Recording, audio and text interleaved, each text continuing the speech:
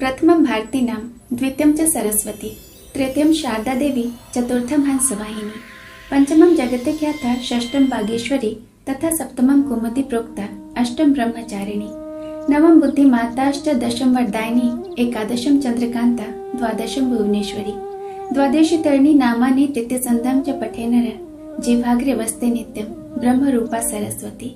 सरस्वती महाभागे विधि कमलोचने, विश्वरूपे विशालाक्षी, विद्या देहि नमोस्तुते।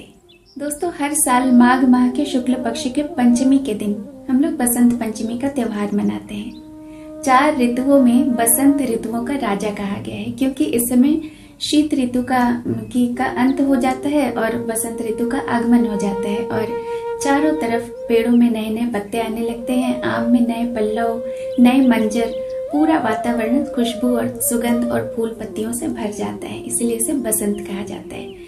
तो बसंत पंचमी पर सरस्वती माँ की पूजा हम क्यों करते हैं? पौराणिक मान्यताओं के अनुसार जब ब्रह्मा जी ने इस सृष्टि की रचना की थी, उस समय ब्रह्मा जी ने मनुष्यों और जीव जंतुओं की तो उत्पत्ति कर दी। उसके बाद जब उन्होंने धरती पर देखा तो उन्हें बहुत सूनापन नजर आया। उन्होंने देखा कि इस धरती पर कोई कोलाहल नहीं है, कोई हलचल नहीं है, बहुत ही शांत सा वातावरण है। तो उन्होंने अपने कमंडल से जल का छिड़काव किया धरती पर और उस जल से एक देवी प्रकट हुई। वो देवी थी सरस्वती माँ। उन्होंने हाथ में वीणा धारण किया हुआ था। तो ब्रह्मा जी ने कहा माँ सरस्वती से कि हे शारदे, तुम वीणा के तार पर अपनी अंगुलियां फेरो। तो जब माँ सरस्वती ने वीणा का जो तार छेड़ा तो सभी जीवों में वाणी आ गई। तो हमारे अंदर जो वाणी है, ये मान्यताएं हैं, पौराणिक मान्यताएं हैं कि हमारे अंदर जो वाणी है वो माँ की वीणा से ही उत्पन्न हुई है। उसके बाद जीवों में बुद्धि और जीने की कला माँ ने भरी और तब से हम इस दिन में माँ सरस्वती की पूजा करते हैं। और माँ सरस्वती का जन्मदिन तो नहीं कहूँगी, प्रकट दिन इस दिन हम मनाते हैं। तो आप सबों को बसंत पंचमी की बहुत बहुत शुभकामनाएं। इसके साथ ही आज गणतंत्र दिवस भी है, तो गणतंत्र दिवस के बारे में कुछ बहुत ही रोचक तथ्य मैं आपसे शेयर करना चाहूंगी। 26 जनवरी हमारा गणतंत्र दिवस।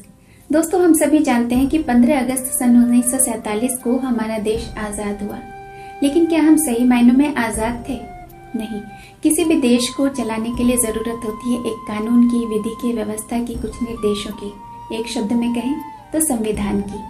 तो एक संविधान की रचना की गई और 26 जनवरी सन 1950 को यह संविधान लागू कर दिया गया और अब भारत एक स्वतंत्र, एक संप्रभु गणराज्य है, जिसका शासन एक बहुत ही मजबूत संविधान के निर्देशों के अनुसार चलता है। तो भारतीय संविधान बनाने के लिए सबसे पहले एक संविधान सभा का गठन किया गया था और यही हमारे देश की सबसे पहली संसद थी, जिसकी अध्यक्षता की थी डॉक्टर सच्चिदानंद सिन्हा ने। तो संविधान बनाने के लिए 60 देशों के संविधान का अवलोकन किया गया था, जिनमें से जो भारत के लिए उपयुक्त था उन्हें आधार मानकर इस संविधान की रचना की गई। इसे बनाने में लगभग 2 साल 11 महीने और 18 दिन लगे और इस पर खर्च आया करीब 64 लाख रुपए का। तो संविधान को अंतिम रूप देने के पहले इसमें तकरीबन 2000 संशोधन किए गए थे। बीच बीच में भी समय और परिस्थिति के हिसाब से संविधान में कई बार संशोधन होता रहा है। 1950 से लेकर अब तक कम से कम 105 संशोधन हमारे संविधान में हो चुका है। 26 नवंबर 1949 को हमारा संविधान बनकर तैयार हो गया। 24 जनवरी 1950 को संविधान सभा के 284 सदस्यों ने इस पर हस्ताक्षर किया और 26 जनवरी 1950 को हमारा संविधान लागू हो गया।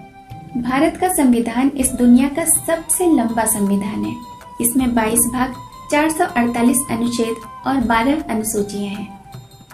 इसे हिंदी और अंग्रेजी 2 भाषाओं में लिखा गया और इसे टाइप या प्रिंट नहीं किया गया था।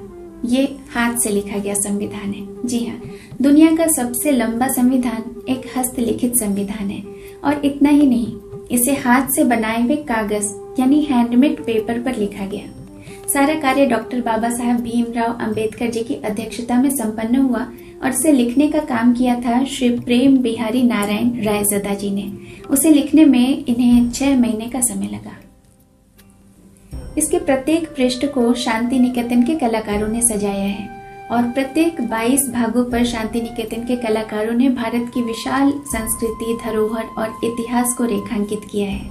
जिसमें आप मोहनजोदड़ो से लेकर के स्वतंत्रता संग्राम तक सभी चीजें आप उसमें देख सकते हैं। तो हमारे संविधान का प्रकाशन हुआ देहरादून में, लेकिन इसकी मूल प्रति अभी भी भारतीय संसद के अंदर हीलियम गैस से भरे हुए एक चैम्बर में रखी हुई है, जो पूर्णतः सुरक्षित है अभी भी। तो संविधान की रचना करने के लिए 26 जनवरी का दिन ही क्यों चुना गया? क्योंकि 26 जनवरी 1930 को भारतीय राष्ट्रीय कांग्रेस के द्वारा भारतीय स्वराज्य की घोषणा की गई थी। इसलिए ठीक इसके 20 साल बाद सन 1950 26 जनवरी को हमारे देश का संविधान लागू कर दिया गया। क्योंकि 26 नवंबर 1949 को हमारा संविधान बनकर तैयार हुआ था, इसलिए 26 नवंबर को हर साल हम राष्ट्रीय कानून दिवस यानी नेशनल लॉ डे के रूप में मनाते हैं। हर साल इस दिन यानी 26 जनवरी को दिल्ली में राजपथ पर परेड होती है, जो राजपथ से शुरू होकर के लाल किले पर खत्म होती है।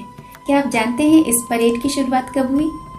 26 जनवरी 1950 को आजाद भारत का संविधान लागू होने के साथ ही इस परेड की शुरुआत भी हो गई थी। सन 1950 से 1954 ईस्वी तक ये राजपथ पर न होकर के अलग अलग जगहों पर यह परेड हुई थी। उसके बाद से ये राजपथ पर ही होता आ रहा है। इस दिन राष्ट्रगान के साथ 21 तोपों की सलामी दी जाती है और यह सलामी राष्ट्रगान से शुरू होकर के 52 सेकंड तक चलती है।